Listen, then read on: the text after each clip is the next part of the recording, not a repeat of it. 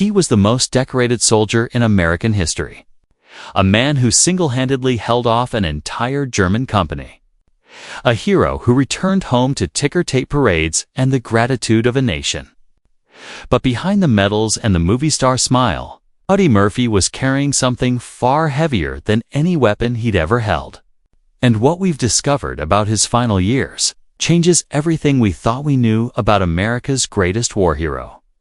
This is a story about survival, not on the battlefield, but in the quiet, haunting years that followed. Let's go back to the beginning. June 20th, 1925. A tiny farm in Kingston, Texas. Audie Leon Murphy entered a world that had already decided he didn't matter.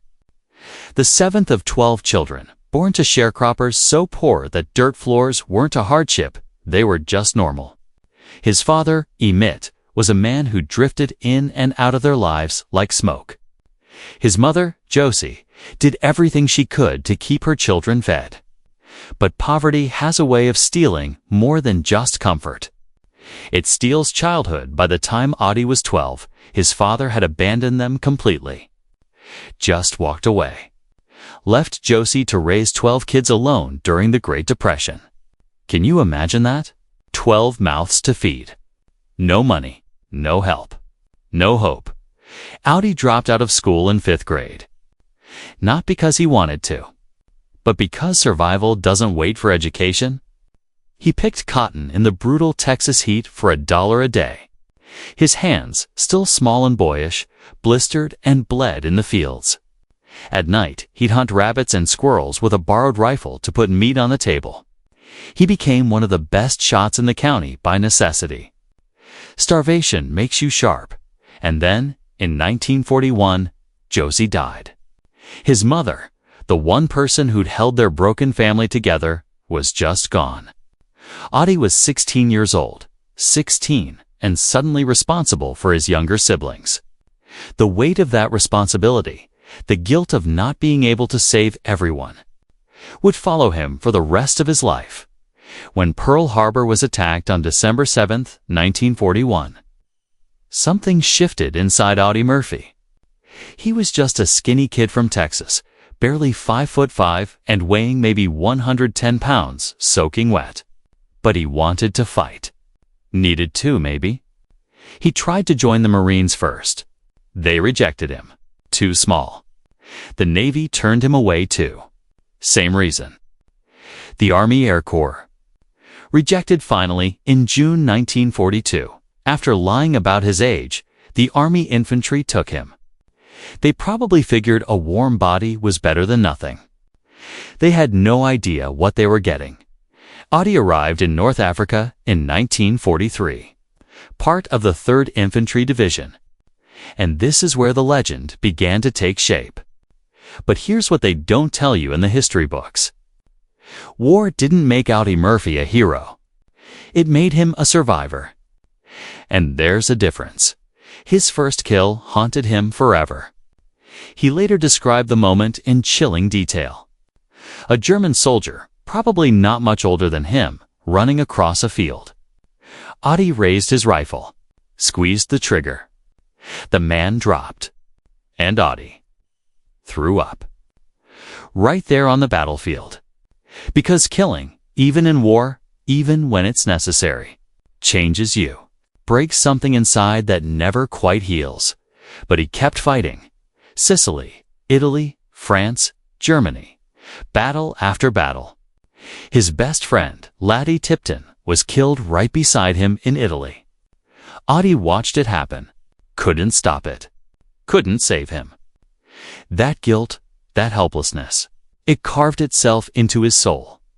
Then came January 26, 1945. The moment that would define Audie Murphy's legacy.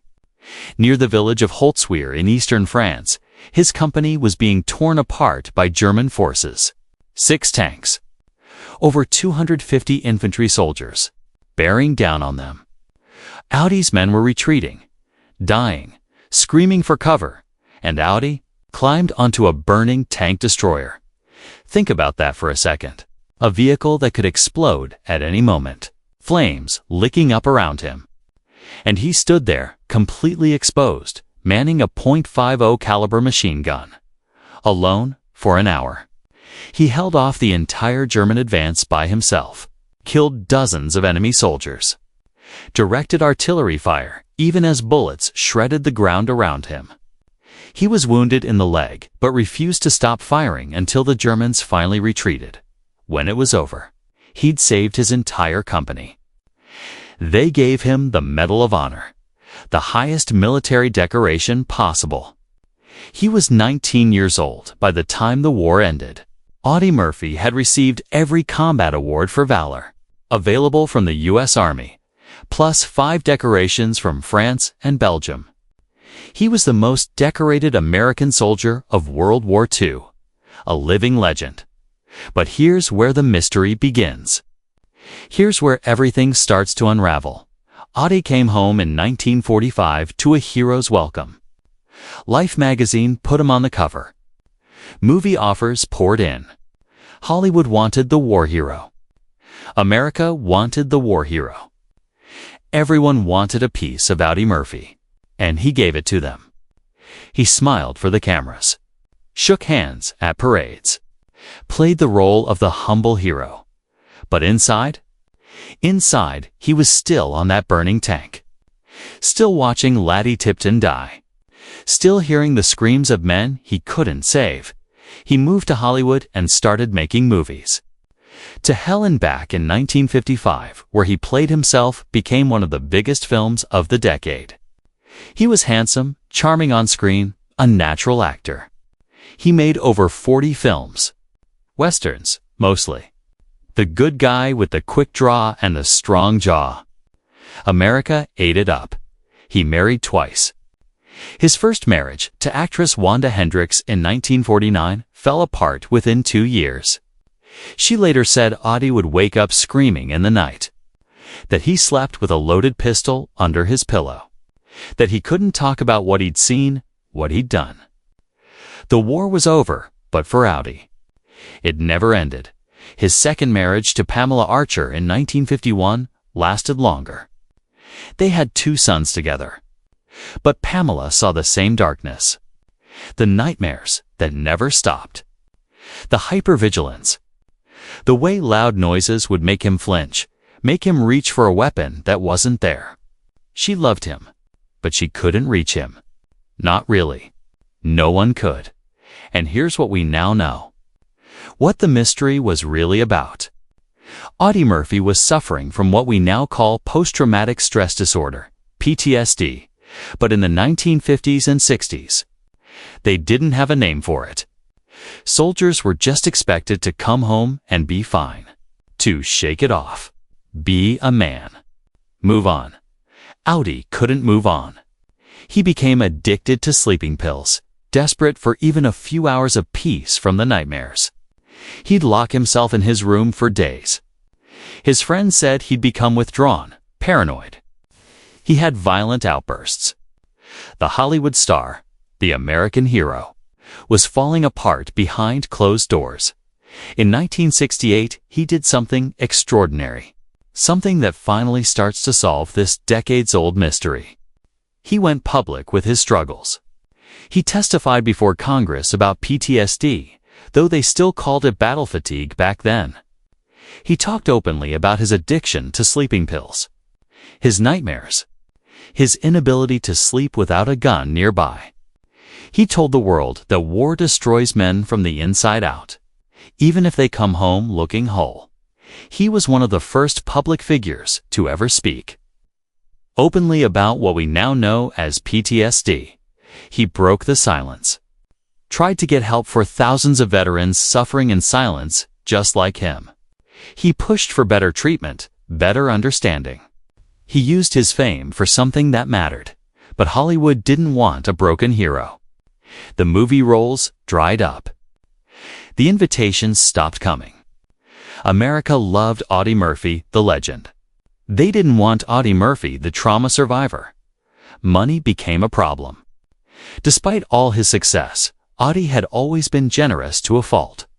He'd helped countless veterans financially, often giving away money he didn't have. He'd invested in bad business deals, trusted the wrong people. By the early 1970s, he was deeply in debt. The war hero was broke. He started gambling heavily. Spent time in Las Vegas trying to win back what he'd lost. It didn't work. It never does. The IRS came after him for back taxes. The man who'd saved his country was being hounded by his country's tax collectors. Friends said he seemed lost in those final years. Still handsome, still charming when he wanted to be. But there was a sadness in his eyes that never left. A tiredness that went bone deep. He was only in his mid-40s, but he looked older. Worn down by battles that never appeared in any war report. May 28, 1971. Audie was flying from Atlanta to Martinsville, Virginia, for a business meeting. A last-ditch effort to salvage his finances. The weather was terrible. Heavy rain. Low visibility. The pilot should have waited, but they pushed ahead anyway. The small plane crashed into Brush Mountain near Catawba, Virginia. Everyone on board was killed instantly. Audie Murphy, the man who'd survived some of the bloodiest battles of World War II, died in a plane crash at age 45. And here's where the mystery gets solved. Here's what we've finally put together from decades of records, testimonies, and research. The question that haunted everyone who knew him: why couldn't the greatest warrior in American history find peace? The answer is both simple and devastating. Because nobody helped him. The same country that celebrated his heroism, that put him on magazine covers and movie screens, left him to fight his demons alone. The same military that gave him medals didn't give him the mental health support he desperately needed. PTSD treatment in the 1950s and 60s was virtually non-existent. Therapy was seen as weakness. Medication was primitive. Soldiers were expected to just cope. Audie Murphy spent 26 years after the war trying to survive a peace that felt more dangerous than any battlefield. He fought every single day against an enemy that lived inside his own mind. And he fought alone. His second wife, Pamela, spoke about it years after his death. She said Audie never blamed anyone. Never complained about his pain. He just carried it, silently, until it broke him. She said the nightmares were so severe that he'd wake up fighting invisible enemies. That he'd apologize afterward, crying, saying he couldn't control it. Couldn't stop it. The man who'd been fearless in battle was terrified of sleep. Terrified of his own memories. Can you imagine living like that? Every night, a war zone. Every dream, a battlefield. For 26 years, his funeral at Arlington National Cemetery was attended by thousands. President Nixon sent condolences. The military gave him full honors. They played taps, folded the flag, saluted the fallen hero. But the tragedy is this: Audie Murphy didn't die in 1971. He died a little bit every day for 26 years, and nobody noticed. Or if they did, they looked away. The mystery of Audie Murphy isn't about conspiracy or cover-up. It's about something far more painful. It's about a nation that sent its young men to war but didn't know how to welcome them home. It's about a society that worshipped warriors but feared broken soldiers. It's about a man who gave everything for his country and got applause instead of help. Today, Audie Murphy's grave at Arlington is one of the most visited. More visited than any other except JFK's. People leave flowers, medals, handwritten notes. Veterans stand there and cry. Because they understand. They know what he went through. They're living their own versions of his nightmare. His advocacy work before his death wasn't in vain, though. His testimony before Congress helped pave the way for better veteran mental health services. The conversations he started, the silence he broke, it mattered. PTSD is now a recognized condition. Treatment exists. It's not perfect, not nearly enough, but it's something. Audie helped make that happen, but the sad truth we've uncovered. The thing that finally solves the mystery. Audie Murphy didn't need to die the way he did. If he'd had access to modern PTSD treatment, trauma therapy, proper medication, a support system that understood what he was going through, he might have found peace. He might have lived to be 80, 90 years old. He might have seen his grandchildren. That's the mystery solved. And no, it isn't good. It's heartbreaking. It's a failure of the highest order. We failed Audie Murphy. We celebrated his strength and ignored his pain. We pinned medals on his chest, but never asked what they cost him. His legacy lives on, though. Every veteran who gets PTSD treatment today owes something to Audie Murphy's courage in speaking out. Every soldier who can talk about their trauma without shame is walking a path he helped clear.